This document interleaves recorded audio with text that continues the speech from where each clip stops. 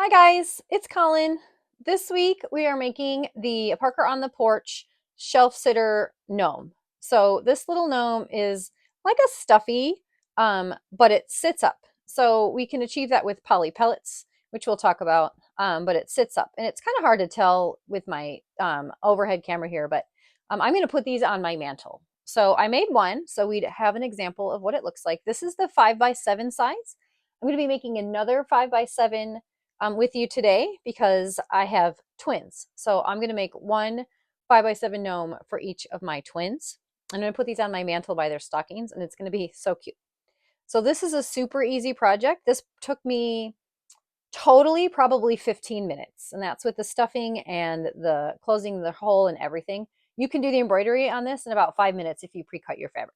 So I have pre-cut our fabric. So what we have here is our I'm going to use this on the bottom, and I printed out the, or excuse me, I already stitched the placement lines here. So I'm going to use this on the bottom. I'm going to use this on the top, right? So you can get a little picture. And then I cut my beard here. Now for our beard is put down, it's applique. The beard and the nose are applique.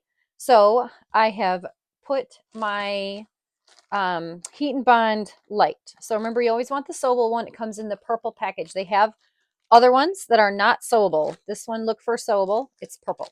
So I have that already. We'll take the paper off when it's time to embroider for my beard. And then I have this little teeny nose. This is Benzie wool felt.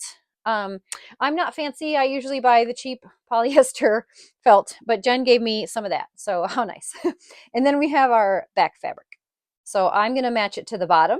You could match it to the top, or you could not match it at all and have it be totally different.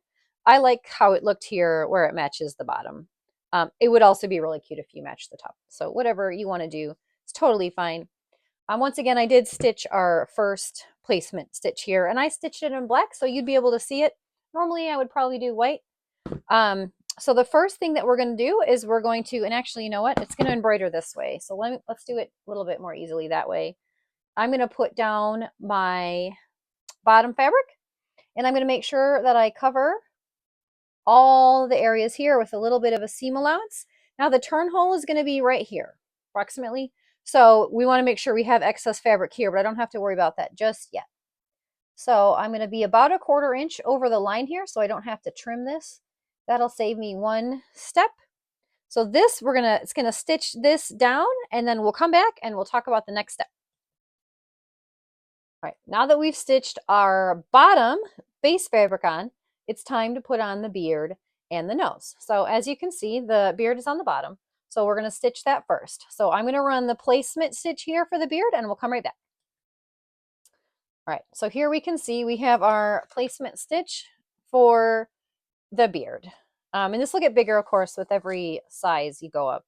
This is the smallest shelf sitter. I'm actually going to do one for everyone in my family. I'm starting with the kids first. So you can see here it's shiny. So I took the paper off from my Heat and Bond light. This just helps stabilize the fabric here, and it helps so it doesn't fray as much when you cut it, and it lays a little bit flatter. I think it makes a nicer product. It is optional, but it's nice to do when you can. So our next step is going to be, we're going to tack this applique down, and we'll be right back.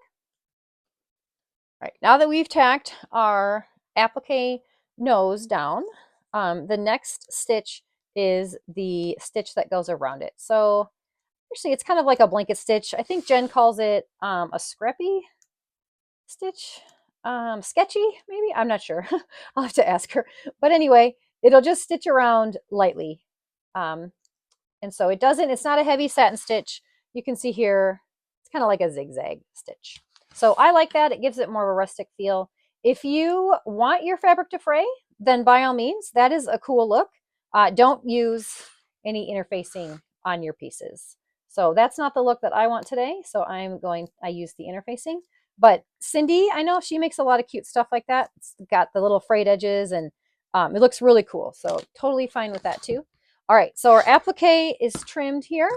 The next step is going to be to stitch the placement for the nose. So you just need a little tiny piece of fabric for that. So I'm going to run that, and then we'll pick up where we left off.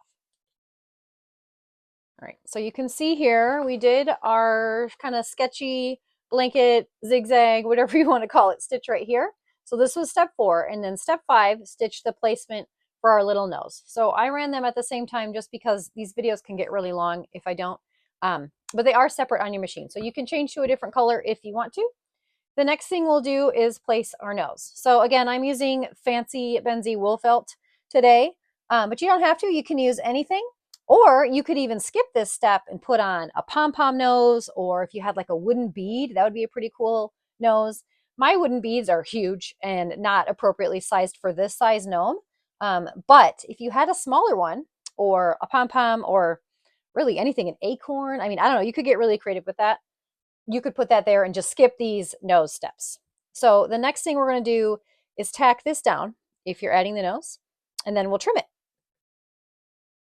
Okay, now I tacked down my wool nose here. It's kind of like a cream color. And then I trimmed around it. So the next step is going to do this cool zigzag stitch around the nose. I'm going to switch to a cream that matches my nose, but you could add a darker color for contrast to make it really stand out. You could stay with white. You could kind of do whatever you want. So I'm going to run that stitch and then we'll come back and we'll talk about the top. Now you can see we have the fancy stitching around the nose. It's all set to go. So the next step is to do the top of the gnome, his hat, or her hat, I guess. So what we're going to do is, and I got some fuzz on my fabric, but this is a flipper style. So we're going to stitch it on upside down and then flip it into place. So what I want to do is first I want to check the direction of my pattern. Okay, on a hat, you want it to be right, you want it to be going in the right direction. So this one's pretty generic. I think it could go either way, but I do prefer my vines looking like they're going up. So I'm going to flip it this way. And then what I like to do is I line up this new fabric with the fabric I already have in place. Now I cut this one straight at the bottom and I lined it up to be about 1/4 inch. You can tell I missed a little bit, but it's pretty close. So if you needed to cut your fabric on the bottom, now would be the time to do that. But since mine's already ready to go, I'm just going to line these two up right here. And then the next step is going to be to stitch this down right here. Okay, so now we have tacked down our top fabric. I'm going to flip it. I'm going to finger press it a little bit right here. And then I'm going to smooth it out so it's nice and straight. Now you can either, play with fire and risk your fingers a little bit, or you can tape it down. I usually play with fire, but you could also tape it down. So we're going to tape it down here, and I'm going to tape out of my seam allowance because, we don't want to sew through masking tape. So I think this will be enough. Our next step is going to stitch the rest of the hat. So we'll do that, and then we'll come back and do the back. Okay, so I know I said we were going to come back and talk about the back, but I actually forgot. There is one other step here that's going to stitch this down and give us a nice top stitch. So you could use, on mine, I'm going to use a white because I'm boring and I don't choose colors very well. It's very hard for me. So I use a lot of white. So I'm going to use a white here, but you could bring a color in. You could do any number of things. So I'm going to stitch that real quick and then we'll talk about the back. All right. So you can see that top stitch right there. So it's really cute, really subtle. It just makes it lay nice. All right. So now we're going to do the last step. So really, this video takes longer because I explain everything, but you could make this in 5 minutes. The next step is going to be the back. So this is our last step. So I'm going to double check that I have my seam allowance everywhere. So the point comes all the way up here. So make sure you've got enough there, which I do. Then I'm going to check down here. Yep, I got it. And I just need 1/4 inch on these sides. This is where our turn hole is going to be. So because the way this design is, where you need this width anyway, I have plenty of fabric here. But it's a good idea to always check to make sure you have enough seam allowance where your turn hole is going to be. So now we're going to run the back step here, and we will come back and we'll take it out of the hoop and we'll talk about stuffing. Look at that. Embroidery is done. So now what we're going to do is we're going to rip off the tearaway stabilizer. Now you can do that in any number of ways. I typically pull on the outside first, and then I go back and get the stuff that's on the inside. Okay, so we'll toss that. And then sometimes these initial placement stitches will come loose. It's okay, just trim them. Mine are black, so they're a little bit more obvious than if they were white. So then you can pull the stabilizer out of here, and then we'll pull it out of here. Sometimes it can be hard to get a grip on it. So if that ever happens, I very carefully take my seam ripper and poke just like a teeny hole in the stabilizer so that I can start to pull it. You got to be careful when you do that. You can't go through the fabric. You just want to go through the stabilizer.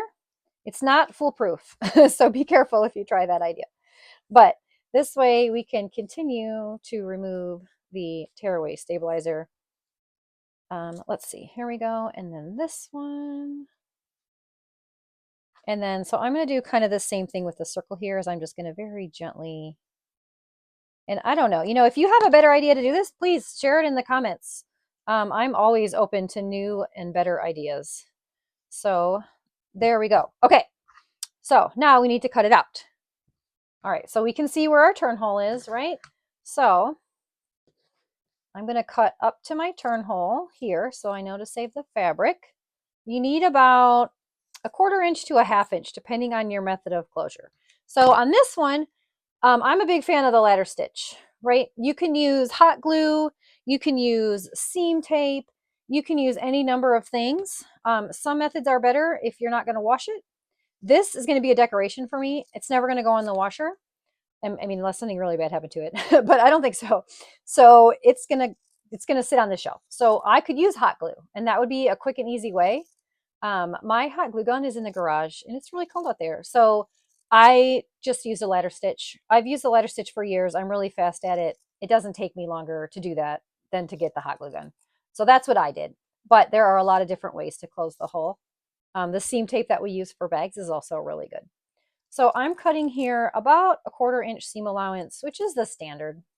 And then I'm just going to remember to leave it long in that one part because that's where my turn hole is going to be.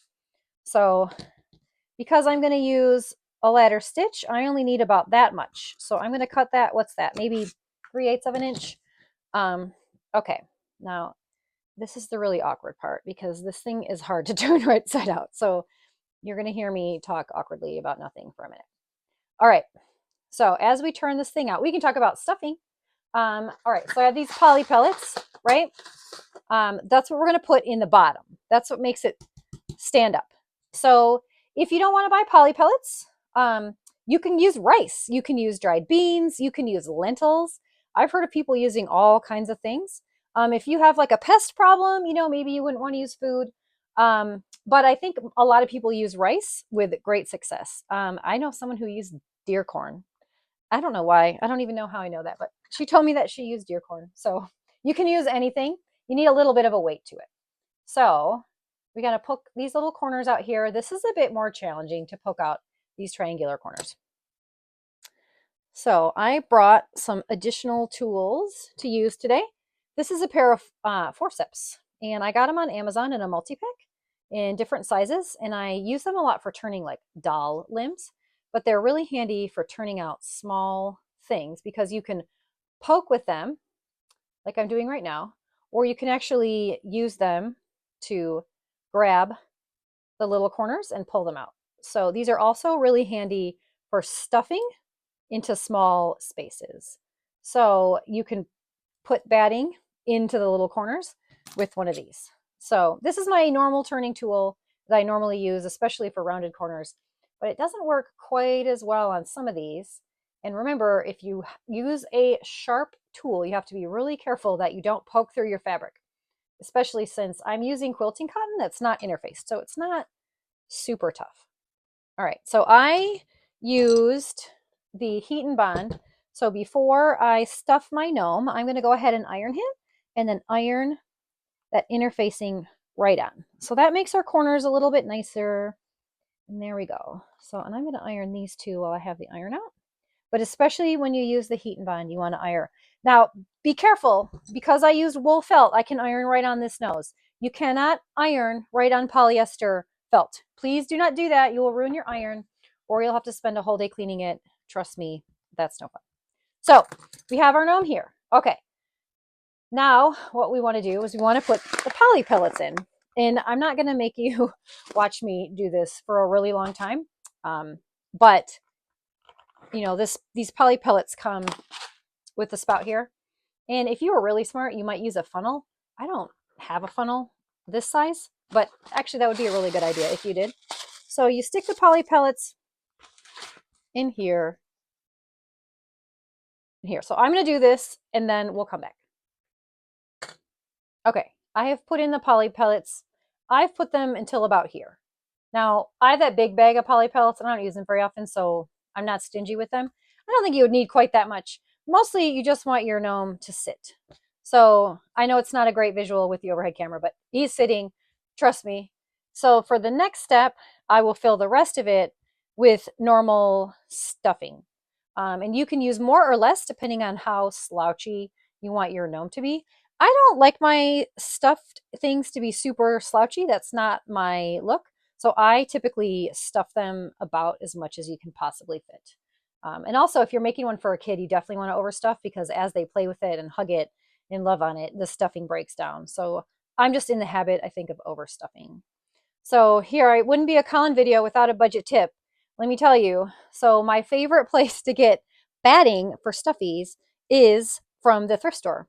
You can go, and my thrift store always has these squishmallows, right? Those huge, like I mean, the camera's not even big enough, like huge squishmallows.